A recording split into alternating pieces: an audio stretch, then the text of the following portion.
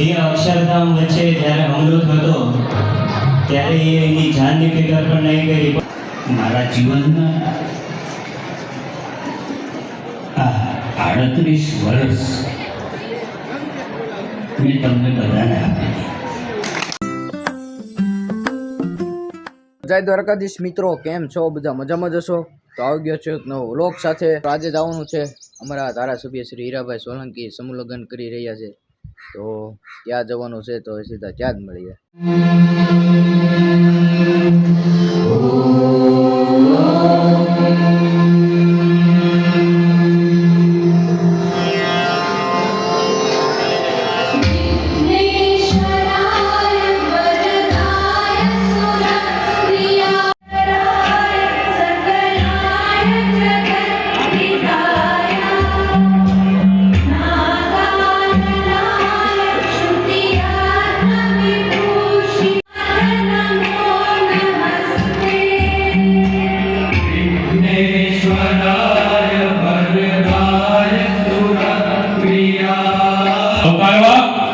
સૌની ફરજ છે અને એ જ ફરજના ભાગરૂપે આપણી વચ્ચે ઉપસ્થિત ઉચ્ચ સંતો સહિત સૌનું સ્વાગત સન્માન ઉપક્રમ થઈ રહ્યું છે.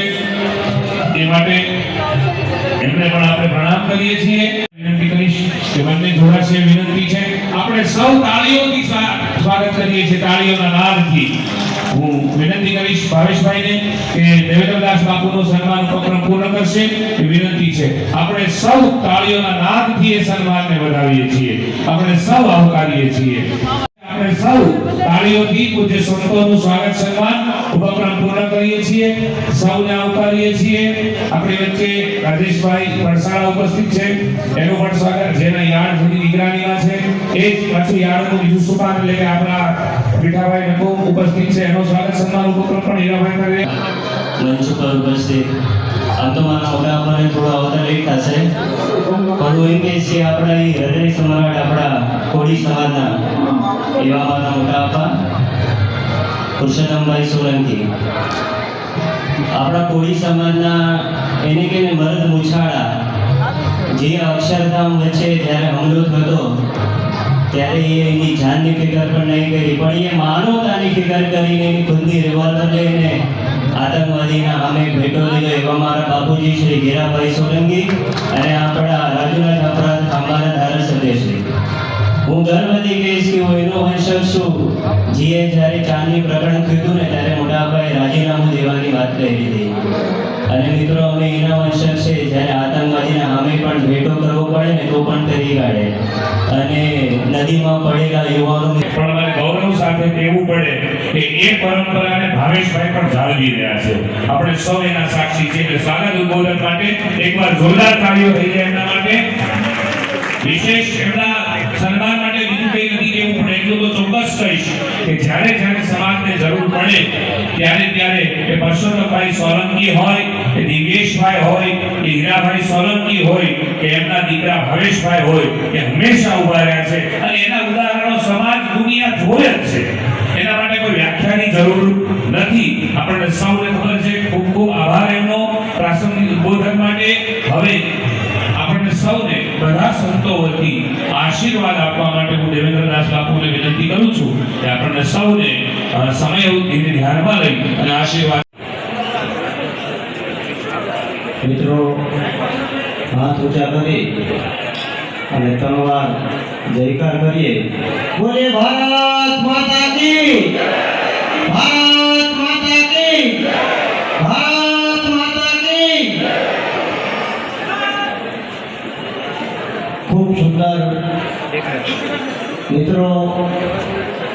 સૌપ્રથમ તો હું એ કહીશ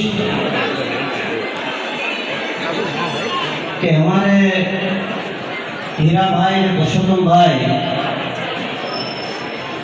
35 वर्ष का जो सतत समाज ने प्रेम કરી રહ્યો હોય અને એક વાર તાળીથી વધાવો. એક તો ઓળખ આવી જોઈએ મિત્રો. 35 વર્ષ સતત જો એમનું સ્વરાજ્ય હોય તે વખત આપનું ગામ હશે ને મિત્રો. આવું સરસ મજાનું 30 વર્ષમાં સુંદર ને ભવ્ય આયોજન થાય છે તે બદલ મારા સાધુવાદ તરીકે હું ખૂબ ખૂબ રાજીપો વ્યક્ત કરું છું. બીજી વાત મિત્રો, 7 પ્રકારની જે કડી છે જીવનમાં, આપ સૌ યુવાન મિત્રો, વડીલો, આગેવાનો અને આ જે પ્રસંગમાં આપ સૌ આજે ઉપસ્થિત રહ્યા એ બદલ આપ સૌ સમાજના અગ્રણીઓ અને વાલા મિત્રો, 30મો સમૂહ લગ્ન છે. હમણાં જ અમે લોકો જાફરાબાદ સમૂહ લગ્નમાં હતા ત્યારે એક વાત કરી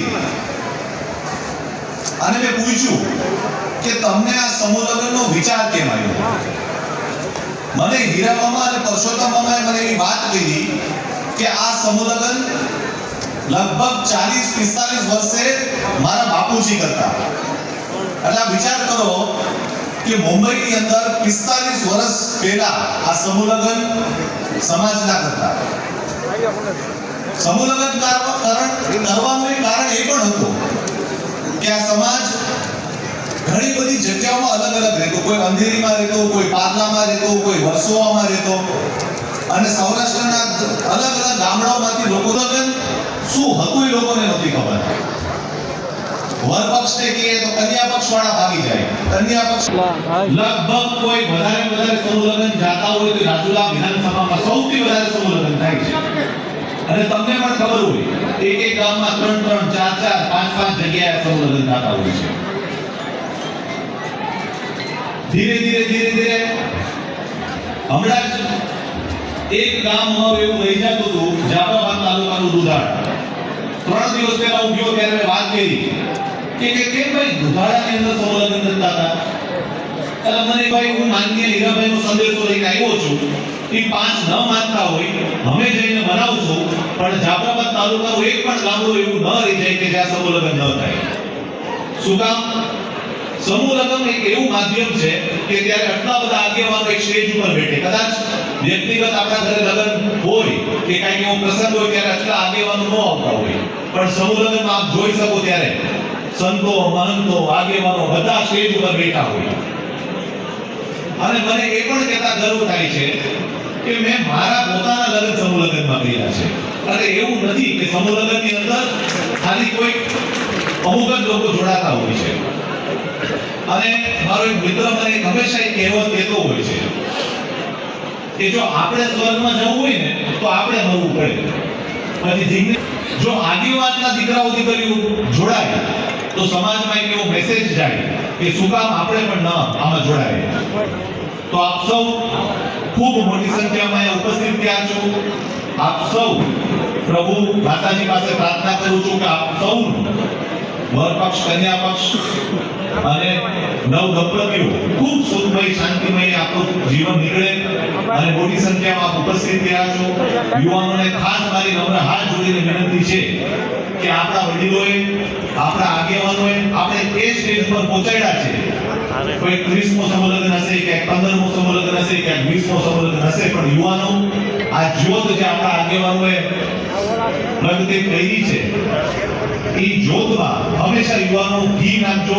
અને સમૂહ લગ્નનું આ કાર્ય વર્ષો વર્ષ સુધી ચાલતું રહે એવી યુવાનો હવે આ આગેવાનોને મારી હાથ જોડીને વિનંતી છે. આપ સૌ બધા ભેગા થઈ અને સમૂહ લગ્નનું આ પવિત્ર કાર્ય હંમેશા અને કાયદો, કાનૂન, વ્યવસ્થા ગુજરાત રાજ્યને એક સફળતાની તરફ લઈ જતા હોય એવા આપણા મુખ્યમંત્રી, ડેપ્યુટી મુખ્યમંત્રી સાહેબ જ્યારે આપણે દીકરા દીકરીને પોતે અહીંયા ઉપસ્થિત રહેવાના હતા, પણ આપ સૌને ખ્યાલ હશે 16 તારીખથી આ સત્ર ચાલુ થાય છે, બજેટ સત્ર.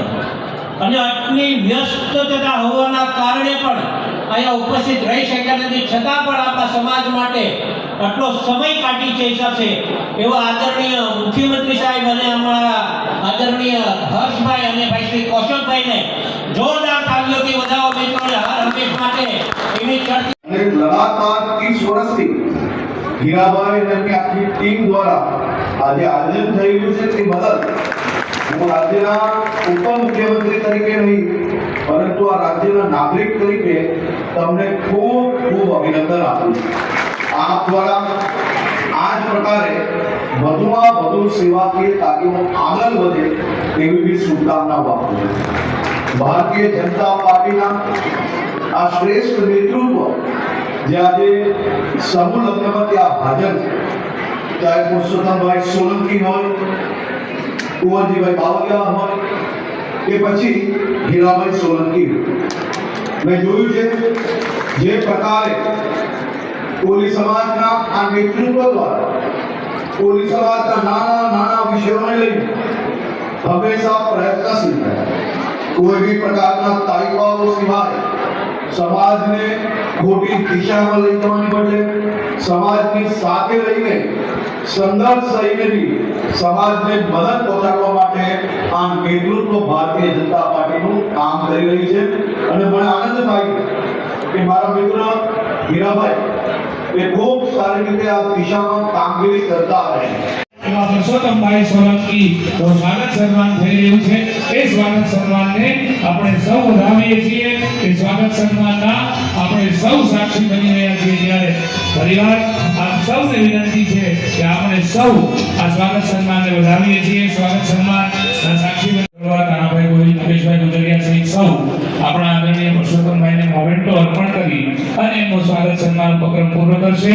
આપણે સૌ આ સ્વાગત સન્માન ઉપક્રમને પણ વધાવશું અને એમનું પણ આપણે સ્વાગત સન્માન કરશું અને એમના પણ આપણે સૌ સાક્ષી બનશું. આ સાથે સાથે આવેલા સૌનું આપણે ખૂબ ખૂબ અને હાર્દિક સ્વાગત કરીએ છીએ અને સૌ એનો આવકારતા આપણે સૌ એના સંતો ભાઈ શ્રી રાજેન્દ્રદાસ બાબુ, ભાઈ સનાતનદાસ બાબુ તેમજ એના આગેવાન જીતેન્દ્રભાઈ, ચેતન બાબા, પીડાભાઈ અને રાજેશભાઈ, મંચસ્થ તમામે તમામ વડીલો, મારી સામે બેઠેલ સમૂહ લગ્નમાં મારી દીકરીઓ, અહીંયા મારે શું કેવું એનું મને સમજાતું નથી. મારા જીવનના આ 38 વર્ષ મેં તમને બધાને આપી દીધી. મને પોતાને સમજાતું નથી કે મારે શું કરવું. કેમ કે આપણી ગુજરાતની આ પદ્ધતિ મને ઘણી વાર બધા કહે કે પરસોત્તમભાઈ તમે આવા શબ્દ કેમ વાપરો. મેં કીધું ભાઈ જો મને કંઈ રાજકારણ ગમતું નથી, હું કોઈ રાજકારણ કરતો નથી, પણ સમાજે જે મને ઉપાડી લીધો છે એટલે હું સમાજને ભૂલી નથી. મને કેમ થતું હોય કેમ થતું હોય મારું હૃદય છે ને આવું ભોળું છે. હું કોઈને જોઈ ન શકતો. મને બહુ દુઃખી એ વાતો કરે ને તો મારાથી સહન નથી અને હું મારા ઉપર જે થાવ હોય ઉપર એમ કે ભાઈ તમે લોકો ભાષણમાં આ બધું વાતો કરો ત્યારે અમે કે ભાઈ અમે ભાષણ નથી કરતા, અમે કંઈ નથી કરીએ. કોઈક આવવાનું તમે કોઈને કંઈ દુઃખ પડે ને તમે બંધ ભાઈ અમે ના જોતા પાછળ હું થઈ એ અમારો કુદરત જે થાય થાય. આજે અમે લોકો જીવીએ ને તો બધાના આશીર્વાદ. હું ઘણી વાર કોઈને કહું ને તો કાજુ અને ઘણા મને કેવી ત્યારે હું કહી દઉં કે માનવીની પાસે કોઈ એ માનવી ન આવે રે એ તારા દિવસ એ ભાઈને દુખિયા તું આવે રે આવતારો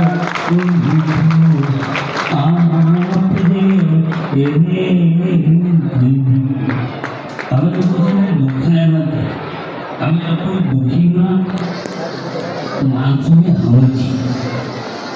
એટલે અમને બે વાત અમે લોકો વધારે વાતો નથી કરતા પણ અમે મેં જે શબ્દ હમણાં વાત કરી એ તમે સમજો અમે હું કહેવા ઘણા જે અમે જાય એને કહેવું નથી પડતું પણ નથી સમજતા ને તો હમણાં તમે બધા બેઠા જ ને આ બધાની બીકમાં કહું કે અમે લોકો કોઈ ભાગ્યશાળી નથી ને પણ અમે લોકો તમારા સેવક છે અમારાથી જે થાય ને અમે પ્રયત્ન કરીએ અને કરશું અને જ્યાં સુધી જીવ્યું ને ત્યાં સુધી કરીએ તે તમારો ઉપકારતા નહીં અમે લોકો નહીં કરીએ આજે આશીર્વાદ તમારા બધા અને અમે કરીએ રામચંદ્ર ભગવાને કીધું કે કોને રે લખ્યા રે કરાવલે જાનકી ના જાયા હું તો લખારે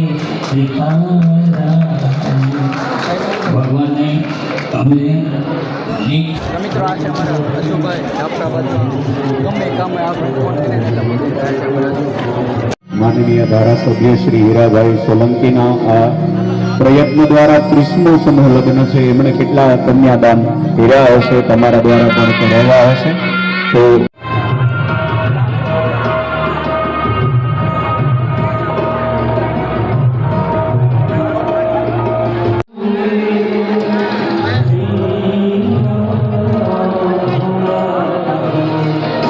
તો બસ મિત્રો આજના વ્લોગમાં એટલું જ તે.